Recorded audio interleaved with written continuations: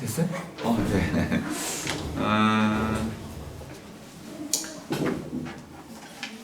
오늘 내용이 뭐 쉽다면 쉽고 어렵다면 어려운데 에드호크러시라는 말을 좀 잘 기억해 두시고요. 아마 이 부분은 도움이 많이 되실 겁니다. 다만 이제 번역이 좀 제대로 안 돼가지고 저도 아침 내내 사실 이걸 어떻게 번역할 건지 고민을 많이 했는데 진짜 번역이 안 되더라고요.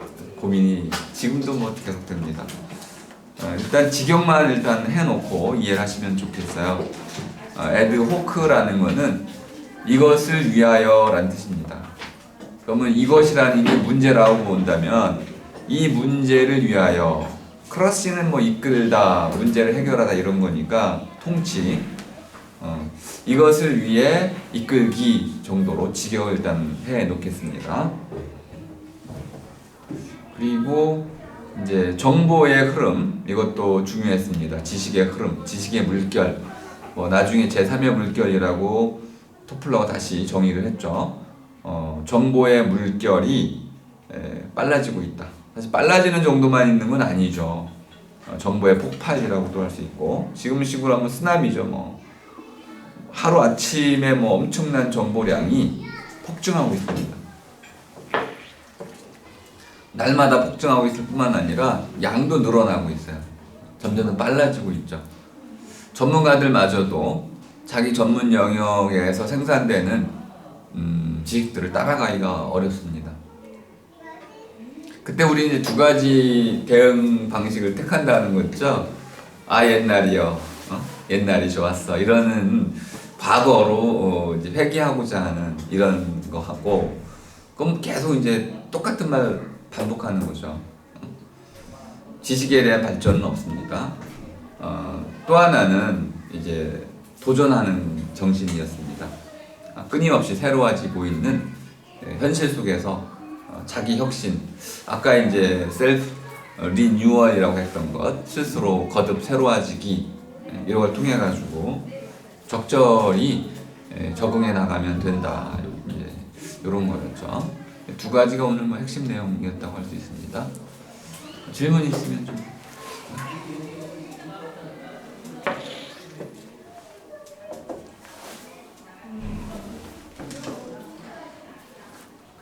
이 부분을 오늘 읽으면서 생각을 많이 한 게, 결국 에드호크러시나 뭐 미래형 인간을 맞춰 나가려면 자기 능력을 키워야 되는 거잖아요. 그러네요. 근데 그래서 되게 어렵겠다고 느꼈는데, 네. 너무 피상적인 질문일 수도 있지만 지금 그걸 위해 뭘 하는 게 좋을 것 같아요? 뭘 하는 게 좋을까요? 정말 어려운 주제. 저도 사실 헤매고 있는 중이라 그 부분은 예를 들어 제가 이제 연구하는 방식을 좀 한다면은 이제 우리 말로 학문하기를 이제 주력을 하고 있는데, 문자의 의미도 찾고 있고, 세계 문자 심포지아를 통해서 그 문자, 글자, 말 이런 거 찾고 있고, 의미를 찾고 있고, 또 하나는 이제 미래학에 대한 연구들을 좀 하고 있고, 악에 대한 연구도 하고 있고, 하이데거 연구도 하고 있고, 여러 가지를 뭐 동시에 다 하고 있는 셈인데, 핵심은 이제 우리말로 하는 겁니다. 저의 경우에는. 우리말이라는 건 새로울 게 뭐가 있나요? 이게 뭐 5,000년이 됐을까요? 2만 년이 됐을까요? 제 생각에 우리에게 우리말은 한국말입니다. 일본 사람들에게 그들의 우리말은 일본 말이 되겠죠. 우리말은 우리가 누구냐에 따라서 다르게 규정이 됩니다. 제 생각에는 적어도 한 5만 년 이상은 되지 않을까 싶어요. 우리말이 쓰인 게. 그러니까 우리말은 뭐 낡아 빠진 거죠. 그렇게 오래된 건데, 그러면 이 엄청나게 증가하는 새로운 지식들을, 새로운 암들을 어떻게 우리말 속에 담아낼 것이냐. 이게 이제 저의 그 고민입니다. 미래학을 하는 목적은 미래학 자체가 궁금한 건 아니고 그러한 새로운 그 지식들이 담기고 있는 약간 어려운 얘기지만 이미 담아놓은 것들 있잖아요. 예를 들어 지금 여기 얘기한 미래라는 말은 잘 안 맞는 말이에요. 제가 future라는 말과 미래라는 말을 설명드린 적이 있었잖아요. 그래서 제가 미래라는 말을 올제라고 바꿨잖아요. 근데 올제라고 바꾸면은 사람들이 싫어해요. 왜? 미래는 이미 다 이 말은 이해 못하는 한국 사람이 없잖아. 그러니까 이미 쓰고 있는 말을 바꾸자고 그러면 사람들이 짜증내고 싫어합니다. 근데 이것도 바꿔야 되지만 제가 보기엔 제 기준으로는 사람들이 싫어하는 걸 자꾸 강요할 수는 없어서 아직 못 바꾼 거 에드워크러시는 아직 못 바꿨잖아요. 외계인 또 바뀌었어.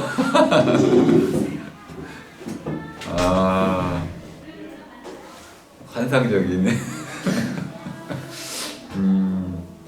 언제 바꿨어요? 이거 몇 주 전에 맡았어요. 2주 전인가? 2주? 네. 그죠? 2주 전. 2주 전쯤. 야, 대단하네. 그 자기 머리는 맞죠? 네.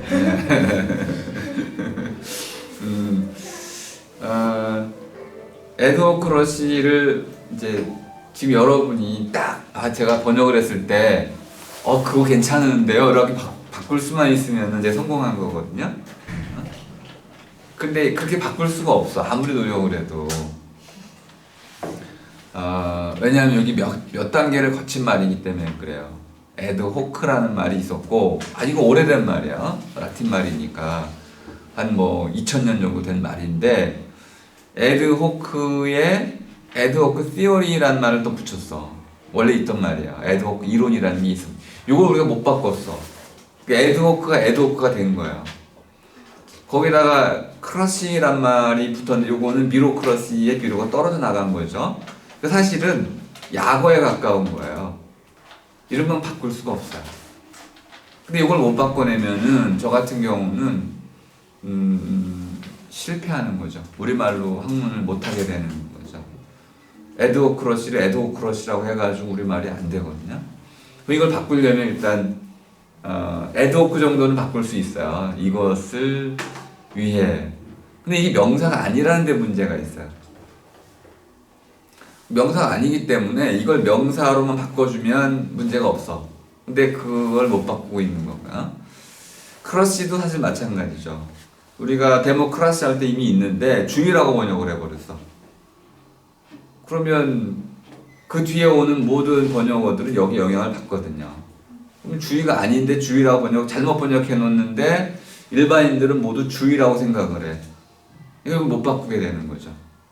이걸 이제 어쨌든 맞서 싸우면서 쭉 해나가는데 이런 변화의 시기에 제가 하는 작업은 바로 변화하는 새로운 낱말들을 쫓아가면서 또는 제가 만들기도 많이 만들잖아요. 새로운 말들. 예를 들어 홀로들, 우르르족 이런 것들 만들잖아요. 계속 말을 만들면서 새로 들어오는 말들을 또 우리말로 바꾸면서 어쨌든 계속 말을 우리가 살아가는 현실을 어떻게든 이론화하기 위해서 노력을 하고 있는 거거든요.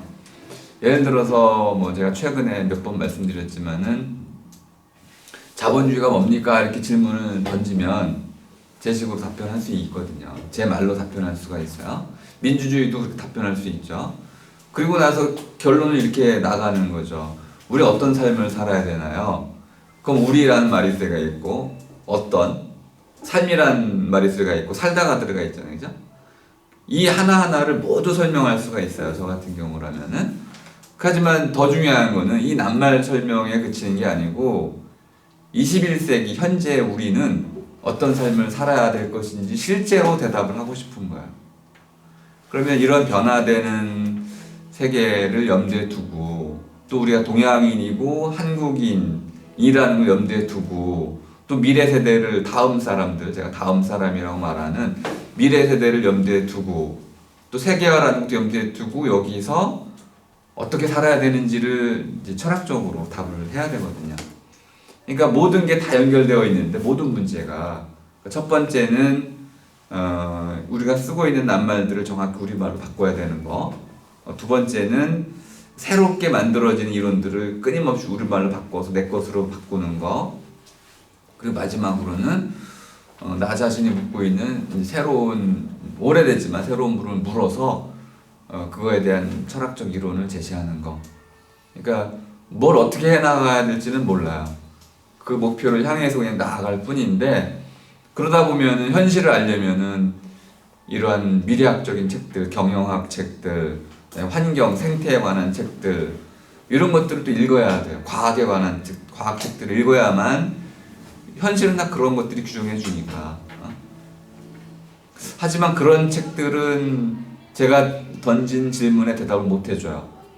우리는 어떤 삶을 살아야 되나요? 이 미래 쇼크에서 그런 이 질문에 대해서 답을 해줄 수가 없어요. 그거 이제 제가 대답을 해야 되는 거겠죠. 그러니까 저마다 능력이라는 건 다 한계가 있어서 이제 제 식으로 하면 이제 선우 씨의 꿈이 있다면은 꿈을 이렇게 향해서 나아가는 수밖에 없는 거죠.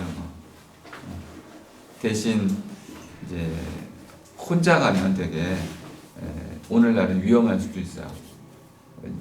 너무 협소해지니까 사람을 만나면 한 사람 만나면 쉽게 해결할 수 있는 거를 혼자 해결하느라고 막 몇십 년을 들였는데 알고 봤더니 이미 다 여기 있었어.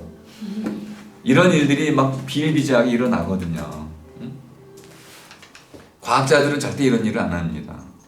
과학 세계에서는 시간이 중요하기 때문에 내가 지금 연구하는 주제를 누가 연구하는지를 다 알고 있어야 돼. 그리고 그 사람보다 일초라도 먼저 등재가 돼야 돼. 그러면 다 모든 영광은 내 거야. 근데 1초라도 뒤지면은 모든 영광은 다 잃어버리게 돼. 그러니까 이제 이러한 협업이라는 게 굉장히 중시되는 이유도 알 수 있습니다. 수학자들한테 그렇게 물을 수가 없어요. 요즘 무슨 연구하세요? 이거 물으면 엄청 싫어해요. 왜냐하면 협업도 중요하지만 시간이 중요하잖아. 무슨 뭘 공부한다는 것 자체가 최고의 정보야. 오늘날은 이렇게 무한 경쟁 시대인데 저는 그런 건 바람직하지 않다고 봅니다. 끊임없이 소통하면서 이제 나도 모르겠고 여러분 잘 모르시잖아요. 서로 그런 것들을 도와가면서 공동의 작업들을 해나가면은 좋지 않을까. 뭐 답은 저도 잘 모르겠습니다. 네.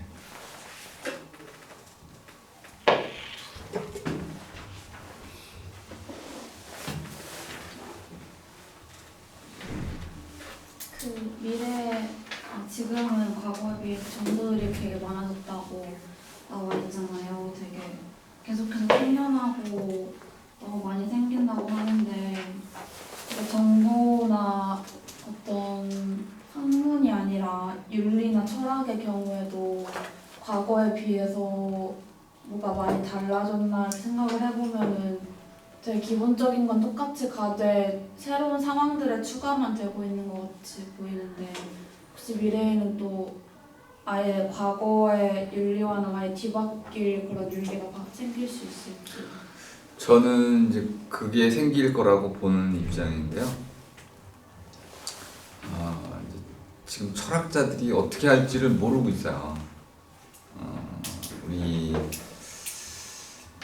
정의란 무엇인가 정도 책에서 사례 몇 가지를 가지고 뭐 전 세계적으로 정의의 문제를 한번 던진 적은 있죠. 근데 그거는 칸트, 그다음에 아리스토텔레스, 그러면 존 롤즈 공리주의 있던 거를 재탕 삼탕하는 수준이야. 말하자면 새로운 문제 해결할 수가 없어요.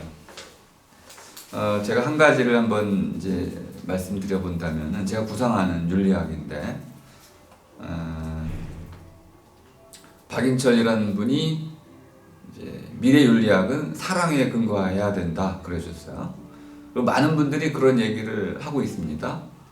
보편 윤리의 근거는 아마 인간의 본성이라고 말할 수 있는 사랑에 근거해야 된다.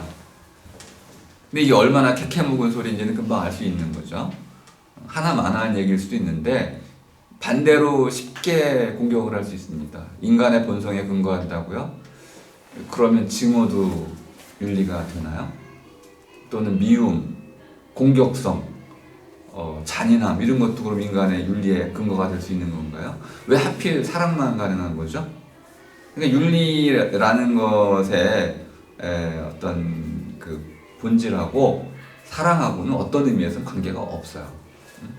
근데 우리 자꾸 사랑은 윤리적이고 증오는 비윤리적이다라고 생각을 하는 것 같습니다.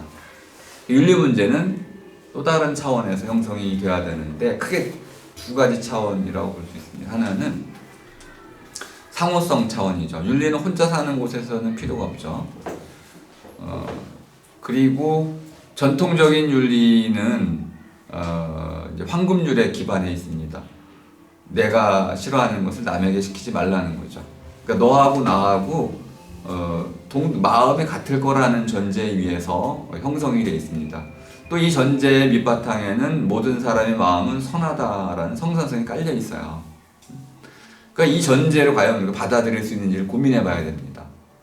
인공지능이 여기다 나타났다. 대화도 하고 뭐 판단도 하고 인간보다 훨씬 똑똑해요. 그러니까 우리가 어떤 판단할 때 인공지능에 물어봐서 판단을 합니다. 야, 이번엔 이렇게 하는 게 좋겠습니다. 그러면은 주식 투자 그렇게 하고 있잖아요. 그럼 그렇게 해요. 근데 윤리 문제도 갑자기 인공지능이 나타나가지고 그렇게 하는 건 윤리적으로 옳지 않습니다. 그랬을 경우 논쟁이 붙었다고 칩시다.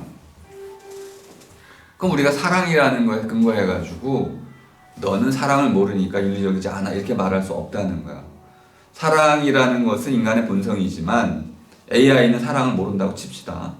하지만 AI와 인간 사이에도 사람 사이에도 똑같이 윤리 문제가 있을 수 있는데 이거는 동물과 사람 사이에도 짐승, 이런 개 반려견들이라든지 고양이 또는 뭐 심지어는 물고기하고도 또는 생태하고도 윤리 문제가 발생할 수 있는데 사랑이란 거 가지고는 이거 윤리 문제를 해결할 수가 없어요. 그러면 좀 더 근원적인 차원으로 윤리 문제를 설정해야 되는데 저는 그것을 서로의 차원이라고 얘기를 합니다. 조그만 공간 안에 쥐하고 나하고 둘이 있어요. 그럼 어떻게 살아야 될까요? 공존을 모색한다면은 쥐하고 나하고 경계를 서식지를 잘 구분해가지고 침범하지 않으면 되는 거죠.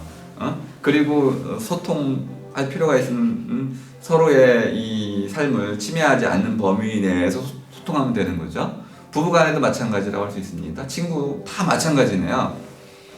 남북간에도 마찬가지라고 할 수 있습니다. 그러니까 개인이든 공동체이든 기본적으로 그 서로의 관계에서 그 서로를 인정해주는 범위라면 윤리적이다라고 할 수 있습니다. 인간이 도시를 만들면서 숲을 완전히 파괴한다면 그건 분명히 비윤리적인 겁니다. 서로의 관계를 완전히 파괴했기 때문에 그런 것이죠. 하지만 이거는 수동적 의미의 윤리 차원이라고 할 수 있고요. 능동적 의미의 차원이라고 한다면은 결국 우리가 보존하고 지키는 수준을 넘어가지고 도와주는 차원이야 되는 거죠. 가난한 사람 도와주는 거죠. 가난한 사람 보고 너는 나하고 다른 사람이야. 그러니까 그냥 쥐가 죽어가는 모습 가만히 보고 있는 거 죽이진 않지만 이것도 윤리적일 수 있지만 보다 상위의 윤리라고 한다면은 치료해 주는 거겠죠. 돌봐주는 거겠죠. 뭐 케어 요즘은 이제 보살핌의 윤리학이라고도 하는데 전 이걸 살림이라고 합니다. 그러니까 살림이라는 것은 살도록 해주는 거예요. 그러니까 뭐 막 진짜 죽어가는 놈을 인공적으로 이제 심폐소생술을 통해 가지고 살려내는 것 이걸 의미하는 건 아니고 살 수 있도록 해주는 거. 돈 없는 사람도 살 수 있게 해주고 가난한 사람 살 수 있게 해주는 거. 이걸 우리가 복지라고는 하지만은 제 기본적인 이제 그 틀은 서로 살림인데요. 그러면 이제 그 AI 문제도 해결할 수가 있는 겁니다. AI가 우리하고 대화한다면 서로의 관계가 바뀌는 겁니다. 그리고 반려견이 이제는 먹거리가 아니고 음식이 아니고 우리와 정을 나누는 그런 관계로 정립이 된다면 서로의 관계가 바뀌는 거예요. 이렇게 공간이 툭 트여 있어서 먹거리가 뭐 넘쳐날 때하고 공간이 좁아져 가지고 먹는 거 가지고 무한 경쟁이 이루어지는 이런 때하고는 서로의 관계가 다 바뀌는 거예요. 그러니까 이 서로의 윤리학을 우리가 주창을 해야 되고요. 그러면 인구수가 증가한다든지 또는 경제가 뭐 하향 곡선을 이제 긋는다든지 전쟁 상황이 일어난다든지 등등 이 모든 경우에 서로의 관계가 다 바뀌게 되는데요. 중요한 것은 바로 서로를 살릴 수 있는 방식이 윤리적인 것이고 서로가 서로를 죽이는 방식이 됐을 때 그것은 비윤리적인 것이 된다라고 정의할 수 있다는 겁니다. 그럼 미래윤리학에는 행복이 이런 게 중요한 게 아니고 사랑이 중요한 게 아니고 결국 상생이라고 하는 이런 방식으로 완전히 새로운 윤리학이 출현하게 되고요. 이럴 때는 이제 외계인도 여기 들어올 수 있습니다. 외계인이 사랑의 감정을 전혀 못 갖고 있을 수도 있지만 우리하고 윤리적 관계를 맺을 수는 있는 거죠. 코끼리도 우리와 윤리적 관계를 맺을 수가 있습니다. 동물원에 있는 그 동물들은 우리에게 보자면 비윤리적인 거죠. 그들은 자신들의 서식지를 잃어버렸습니다. 돌고래는 하루에 100km를 수영해 헤엄쳐 다녀야 되는데 몇 미터 콘크리트 안에 가둬놨죠. 비윤리적인 것이죠. 서로의 관계를 잘못 설정했습니다. 그러니까 서로라는 문제를 설정할 때는 아까 제가 본질 얘기를 잠깐 했지만은 본질을 존중하는 태도가 필요한 겁니다. 이게 무시되면 서로 관계는 없어요. 여성을 여성으로 존중하지 않는다면 여성의 본질을 무시하면 서로가 없는 거예요. 개가 있는데 개의 본질을 우리가 무시하면 그 서로의 관계는 없는 겁니다. 그러니까 서로의 관계는 기본적으로 본래성이라고도 말해도 좋고 고유성이라고 말해도 좋고 전통적 용어로 본질이라고 말해도 좋습니다. 숲은 숲다워야 되고 하늘은 하늘다워야 될 때 서로가 되는 것이죠. 바로 이제 동물원 문제를 통해 가지고 서로 문제를 잘 어릴 때는 동물원 가면은 즐거우셨죠. 그 원숭이 보고 막 바나나 던져주고 좋아하셨잖아요. 저는 동물원 못 가. 거기 있는 동물들이 너무 불쌍해가지고 이건 완전히 인간이 동물들을 학대하고 있는 거예요. 돌고래 같은 경우는 그것 때문에 수명이 보통 뭐 15년 이렇게 사는데 7년 정도 반으로 줍니다. 이러한 이제 비윤리적인 행위를 우리가 하고 있음에도 불구하고 인간의 이런 이기적인 목적으로 동물을 운영한다면은 그것을 우리가 비윤리적이다라고 말을 해야겠죠. 경제 발전도 사실 그렇게 말할 수 있습니다. 지구 온난화도 다 윤리적인 문제인 것이죠. 인간의 모든 행위는 사실 다 윤리적인 문제와 연결되어 있습니다. 인공지능을 개발하는 것도 윤리적인 문제와 연결되어 있습니다. 그래서 걔가 이제 나는 나야라고 말했을 때, 뭐 어떻게 하실 거예요? 그러면은 나는 나야 그러면 수민 씨 갑자기 알파고가 나타나가지고 수민 씨한테 난 나야 하고 대화하면 수민 씨 어떻게 하시겠어요? 그걸 인간처럼 대우를 하시겠습니까? 이런 문제가 다 윤리적인 것이죠. 서로의 문제를 우리가 이해할 필요가 있는 것이다. 미래윤리학은 뭐 이런 사랑이 인간 중심적 윤리학으로는 전혀 해결할 수 없고요. 완전히 새로운 종류, 우주론적인 이런 차원의 윤리학이 필요하다. 이렇게 볼 수 있습니다.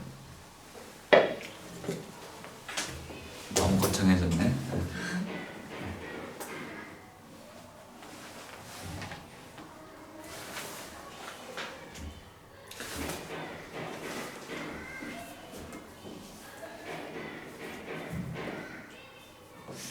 지난번 우리 수경 씨가 그 질문해가지고 저한테 좀 코가 살짝 눌렸죠, 그죠? 예술에 대해서 기죽지 마시고 계속 질문. 그럼요. 저는 제 생각을 얘기한 것뿐이에요.